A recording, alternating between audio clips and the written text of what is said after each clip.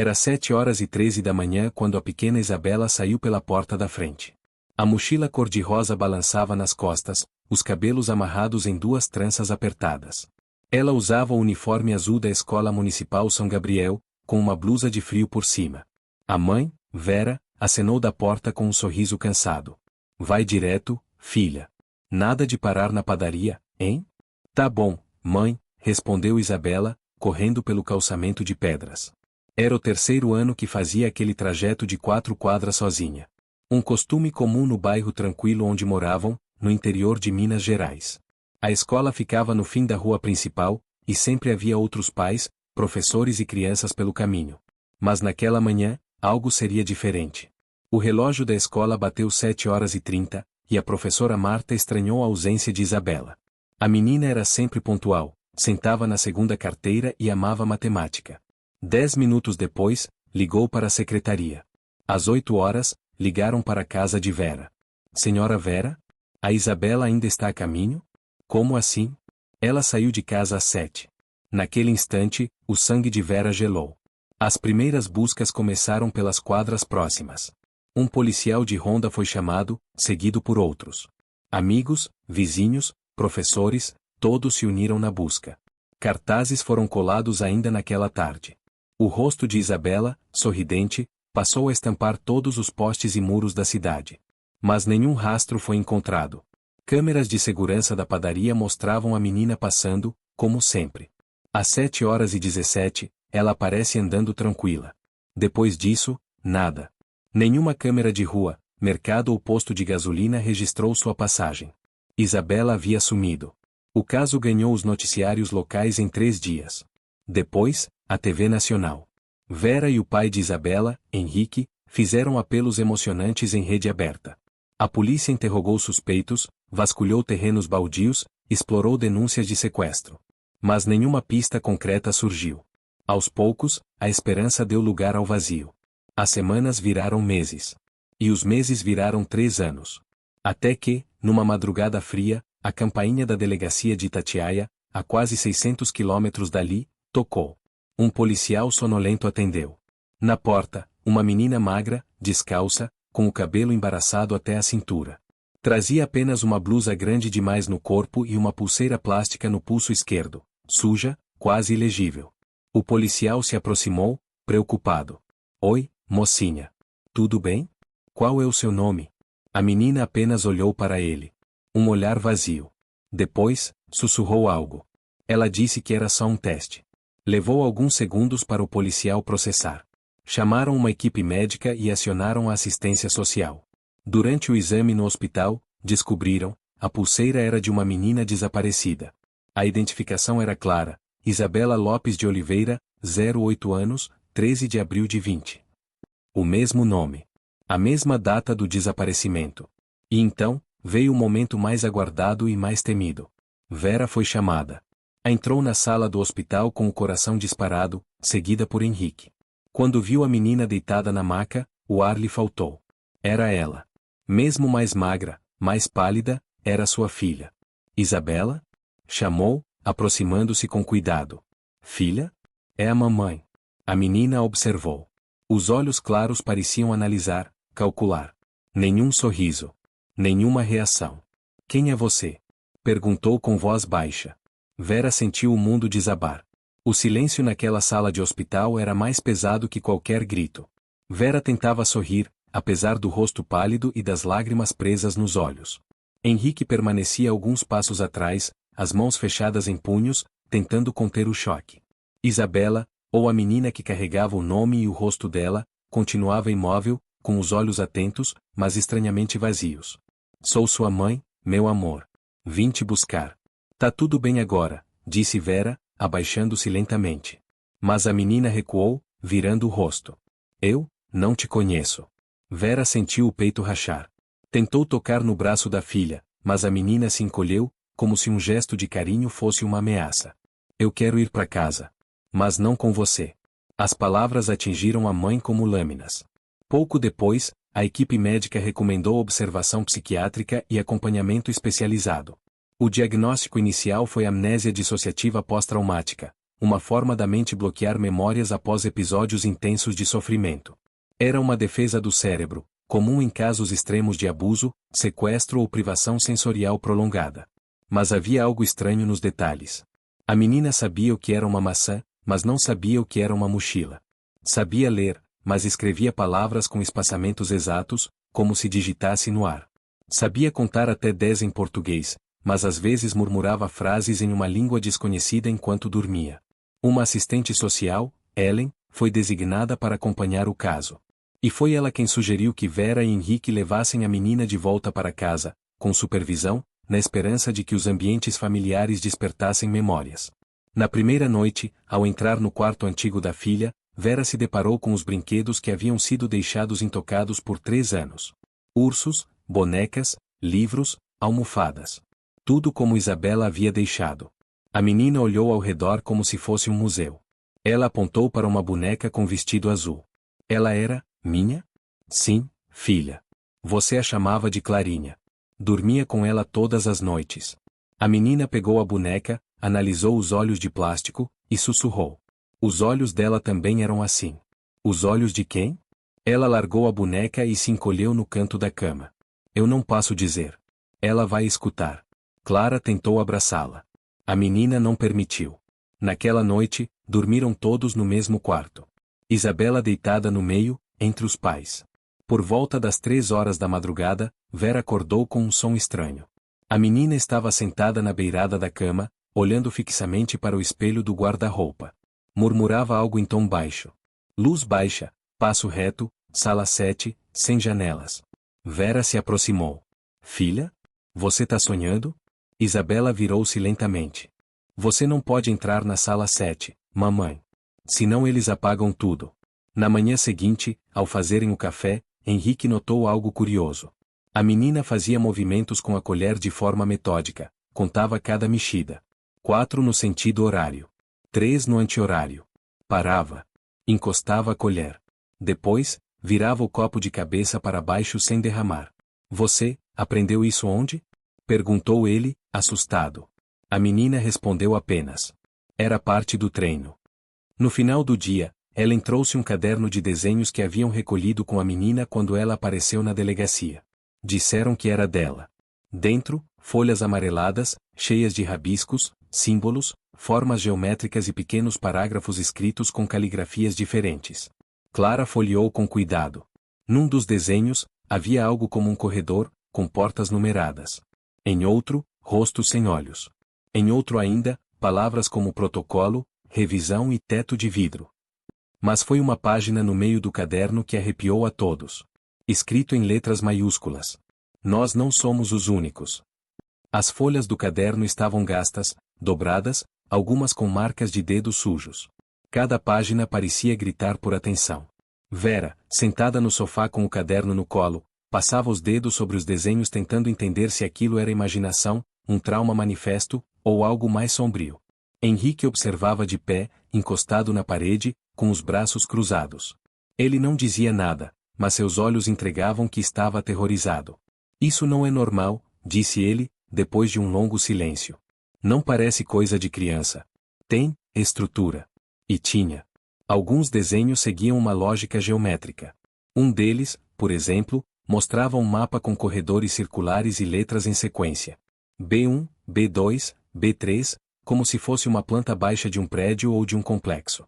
No canto de uma folha, escrito em letra miúda, havia o que parecia ser uma instrução. Porta preta, sempre 2 toques. Nunca entre no corredor se ouvir o alarme verde. A psicóloga, ao ver o conteúdo, sugeriu uma hipótese que deixou os pais ainda mais inquietos. Essas instruções, esses padrões, são típicos de condicionamento comportamental. É como se ela tivesse sido ensinada a viver em um lugar com regras muito rígidas, quase como um protocolo de contenção. Mas o que isso quer dizer? Perguntou Vera. Que ela não apenas sobreviveu, ela foi moldada. Adaptada a um ambiente artificial, onde obedecer era questão de sobrevivência. Mais tarde, ao passar aspirador no quarto da filha, Vera encontrou algo escondido sob o colchão. Um papel dobrado várias vezes, com um único nome escrito. Lia. Ela levou o papel à filha. Quem é Lia? A menina hesitou. Apertou os lábios. Olhou para a janela. Então, como se algo se abrisse dentro dela, respondeu. Ela falava comigo nas paredes. Me ensinou a desenhar. Disse que quando eu fosse embora, eu não ia lembrar, mas talvez lembrar dela me ajudasse. Ela era outra menina? Sim. Tinha medo do teto. Dizia que ele às vezes mexia. Que tinha olhos. As noites seguintes foram perturbadoras. Isabela começou a falar durante o sono. Cantarolar melodias estranhas, com letras que misturavam português, inglês e outra língua desconhecida. Em uma dessas madrugadas, Henrique gravou um áudio. Quando mostrou a um linguista da universidade local, o especialista ficou em silêncio por quase um minuto antes de dizer: Isso parece derivado de um dialeto húngaro antigo. Mas é distorcido, como se fosse uma versão aprendida por repetição. Muito estranho para uma criança brasileira. Nesse ponto, a polícia reabriu o caso. Um novo agente foi designado, delegado Esteves, experiente, cético, mas atento. Ao analisar os cadernos e relatos, começou a buscar por padrões. E encontrou. Outras 4 crianças haviam reaparecido nos últimos anos em situações semelhantes: desaparecimento sem rastro, retorno abrupto, perda de memória seletiva e mudanças de comportamento. 2 estavam sob acompanhamento psiquiátrico em clínicas particulares. Uma havia desaparecido de novo. A outra, havia morrido em circunstâncias não esclarecidas. Todas tinham entre 7 e 10 anos quando sumiram. Todas desenhavam os mesmos símbolos. Esteves pediu acesso a arquivos antigos e cruzou dados com o mapa desenhado por Isabela. Uma coincidência chamou a atenção. Todos os desaparecimentos aconteceram a menos de 100 quilômetros de antigas unidades de saúde mental fechadas na década de 90. E uma delas, a mais próxima da cidade, era uma antiga clínica chamada Instituto Santa Cláudia. Oficialmente, fechada por falência. Mas, segundo registros paralelos, ainda havia movimentação no local esporadicamente. Eu quero ver esse lugar, disse Vera, firme, ao saber da ligação. Não, de jeito nenhum. Você vai se colocar em risco, respondeu Henrique. Eu esperei 3 anos pela minha filha. Eu não vou esperar mais 3 para entender o que fizeram com ela. Na noite seguinte, enquanto Vera fazia chá, Isabela se aproximou devagar. Mãe. Sim, meu amor? A Lia disse que eu tenho que te mostrar. Mostrar o quê? A menina foi até o quarto, puxou um lápis, e desenhou no papel a mesma planta do corredor com portas. Mas agora, apontava uma sala específica. Com letras tremidas, escreveu: Sala do espelho. Lá eles escondem. A noite caiu como uma cortina espessa sobre a cidade. No carro parado diante da antiga estrada rural, Vera sentia o coração bater no ritmo do pisca-alerta. Ao lado, o delegado Esteves observava o velho portão de ferro com os dizeres enferrujados: Instituto Santa Cláudia, desde 1951. Você tem certeza que quer entrar? Perguntou ele. Minha filha disse que era aqui. E ela não mente. A entrada estava trancada com correntes, mas o delegado usou um cortador industrial. O rangido do metal ecoou pela escuridão como um aviso de que estavam cruzando um limite invisível. Dentro do terreno, mato alto, estruturas corroídas e janelas quebradas. A edificação principal ainda tinha sua fachada inteira, mas estava tomada por eras e manchas de mofo. Uma porta lateral estava entreaberta. Eles entraram. O cheiro de mofo e desinfetante antigo pairava no ar. Os corredores estavam escuros, silenciosos.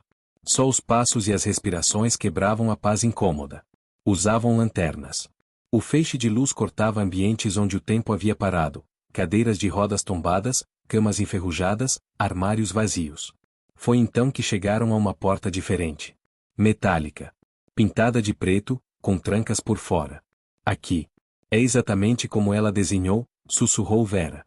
Esteves tentou abrir. Estava emperrada. Forçou a maçaneta. A porta se abriu com um estalo seco. Dentro, um corredor estreito. No fim dele, outra porta, está com um vidro embaçado no centro. Quando se aproximaram, Vera prendeu a respiração. Atrás do vidro, viram espelhos. Paredes inteiras forradas com espelhos manchados, todos voltados para o centro da sala. No chão, havia marcas de arrasto. E palavras riscadas com algo preto, talvez carvão. Veja o que somos. Entraram devagar. As luzes do teto ainda funcionavam, fracas, intermitentes.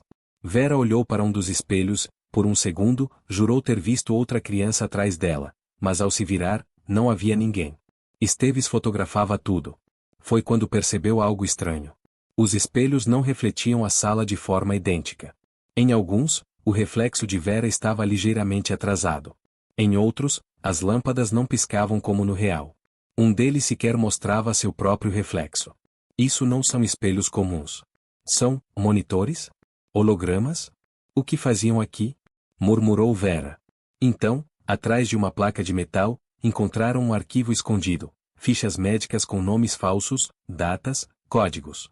Entre elas, um nome sublinhado. Lia CV, Grupo 3A, resposta cerebral acima do ideal, testar simulação espelhada. Havia também uma foto, uma menina muito parecida com Isabela. Mas com olhos fundos e expressão apagada. Vera caiu de joelhos. É real. Ali existiu. Ela então olhou para o chão e viu algo entre as tábuas. Um pequeno pedaço de pano. Azul.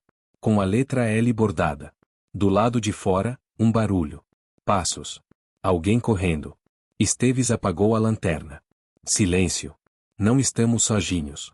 Vozes distantes começaram a ecoar pelos corredores. Mas não eram gritos. Eram comandos. Unidade perdida. Proceder com contenção. Prioridade. Protótipo com resíduo de memória. Vera agarrou o braço do delegado. Eles estão falando da minha filha. Vera e o delegado Esteves se encolheram no canto da sala do espelho. Do outro lado da porta, passos ritmados se aproximavam. 3 vozes, 2 masculinas e uma feminina, falavam em tom neutro. Palavras curtas. Protocolares. Unidade Lia comprometida. Eliminar resíduos auditivos. Encerrar espelhamento nível 2. Verificar presença externa. Desconexão em 3 minutos. Esteves sacou a arma. Vera segurava o pano bordado com L nas mãos, tremendo. Em seu peito, um instinto de mãe e uma raiva crescente se misturavam ao medo. As vozes passaram direto. O som dos passos foi ficando mais fraco. Eles respiraram aliviados. Esteves sinalizou com a cabeça, hora de sair. Mas ao cruzarem novamente o corredor de espelhos, Vera viu algo que a fez parar. No espelho do canto, entre o reflexo distorcido das luzes e o brilho opaco do vidro, uma mensagem começou a se formar como se escrita de dentro. Você precisa lembrar. Ela recuou um passo, sem entender. A mensagem desapareceu. Saíram da sala e correram pelos corredores, saindo por uma porta de emergência aos fundos do prédio. O carro ainda estava no mesmo lugar. Entraram, arrancaram com velocidade. No caminho de volta, Esteves falou pouco. Mas estava visivelmente alterado. Ele não era do tipo que se impressionava fácil. Já havia visto corpos, chacinas, seitas. Mas nada como aquilo. Isso não é um abrigo abandonado. Isso é uma instalação ativa. Só que fora do radar, disse. E se estiver certo, estão usando tecnologia de contenção neural. Isso é nível de experimento militar. Vera ouvia em silêncio, ainda segurando o pano azul. Chegaram em casa pouco depois da meia-noite. A casa estava escura. Ellen, a assistente social, dormia no sofá com a TV ligada em volume baixo. Isabela, disseram, havia dormido cedo. Vera subiu correndo. Entrou no quarto da filha. Ela estava sentada na cama, olhos bem abertos, encarando a janela. Mamãe, eu lembrei de onde era a porta. Que porta? A da Lia. Era do outro lado da luz. Vera se aproximou. A Lia era real, filha? Sim. Ela me dizia para nunca esquecer você. Que só você podia me tirar de lá. Eles, fizeram algo com vocês? Isabela balançou a cabeça afirmativamente. Depois olhou fixamente para a mãe. E vão fazer de novo. Com outros. Vera sentiu o peito apertar. Na manhã seguinte, Esteves foi até a capital. Tentaria acessar arquivos restritos. Contatos antigos no setor de inteligência. No meio do caminho, parou em um posto de gasolina. Pegou o celular, abriu uma pasta secreta no aplicativo de fotos. Havia imagens tiradas no instituto. Documentos. Um vídeo. Quando deu play, o coração quase parou. Era uma gravação da sala do espelho. A câmera girava em 360 graus. Em cada espelho, uma criança. Como se fossem janelas, não reflexos. Crianças com a cabeça raspada, roupas iguais, olhos vazios. Uma delas olhava diretamente para a lente. E no canto inferior do vídeo, um código. Arquivo brilho _L4. O vídeo ecoava na mente de Esteves enquanto ele dirigia de volta.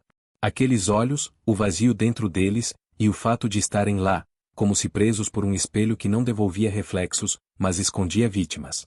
O nome do arquivo, Brilho_L4, o fez lembrar de algo. Há anos, circulara entre investigadores uma lenda urbana, o Projeto Brilho, um suposto experimento para manipular memórias infantis através de estímulos visuais e auditivos em ambientes controlados. Sempre tratado como ficção. Teoria conspiratória. Até agora. Ao chegar na delegacia, Esteves digitou o termo no banco de dados restrito da Polícia Federal. Um único registro apareceu, classificado, acessível apenas a setores de inteligência. Mas ele forçou o acesso por um protocolo antigo. O conteúdo era incompleto, mas claro. Brilho, experimento suspenso em 1998. Reativado clandestinamente em 2015. Objetivo: separação entre memória emocional e memória identitária. Resultados: instabilidade, quebra de reconhecimento familiar, fuga de unidades. Última atualização: 6 unidades não localizadas. 1 reincorporada. Risco: alto. Isabela era uma reincorporada. Mas havia outras 6. Esteves imprimiu os documentos, apagou o histórico, e voltou à casa de Vera. Ao chegar, encontrou a porta aberta. Correu. Lá dentro, Clara o esperava com os olhos arregalados. Ela sumiu. O quê? A Isabela, ela não tá no quarto. A janela tá aberta. Achei isso. Ela mostrou uma folha de caderno. Desenho apressado. 7 círculos. Um deles estava assinalado com um X. Ao lado, a frase. Uma voltou. 6 ainda estão no ciclo. Esteves correu até o computador e conectou o HD externo com o vídeo. Mostrou a Vera. Essas crianças, algumas podem estar vivas. Presas. Vera se ajoelhou no chão. E então, viu. Pausou a imagem. Aumentou o contraste. Lá estava.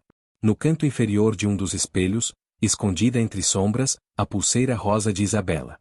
Ela não tinha voltado. Nunca saiu de lá. Semanas depois, jornais noticiavam discretamente o incêndio de um casarão antigo nas montanhas. Nenhuma vítima encontrada. Arquivos apagados. Nada restou. Mas Vera sabia a verdade. E uma noite, ao lavar o rosto, encontrou no espelho do banheiro uma palavra, escrita no vapor. Ainda estamos aqui. A câmera se afasta. A casa parece comum. Mas algo se mexe dentro do espelho. Fim.